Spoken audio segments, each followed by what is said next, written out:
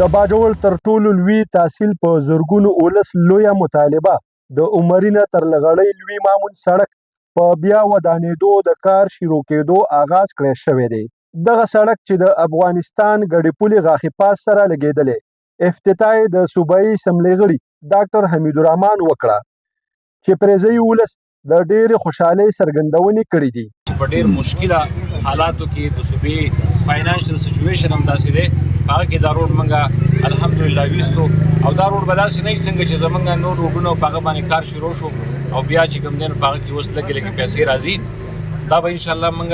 په ایمرجنسي بنیاد باندې د دې ټول قوم سره دا وعده ده چې کوشش به کوو چې یاره په میاشت دوو کې موږ دا پورشن چې دا مکمل طور باندې تارکول هم. دغه د لوی اهمیت وړ سړک چې د لږ باران ورېدو وروستو لکه د سمندر منظر پیش کوي، ګاډي پکې لکه د کشتو روان وي. د غړی روډ چې کوم دی دا د مامون تحصیل چې 3 لکه کم و بیش آبادي لري،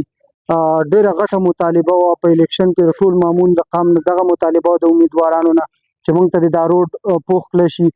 ځکه د دې روډ ډېر زیات اهمیت دی. دا یوازې د غړی او مامون دوته نه بلکې دا زمونږ ګاونډي هېواد افغانستان ته په دې باندې تګ راتګ کېږي او کېده به او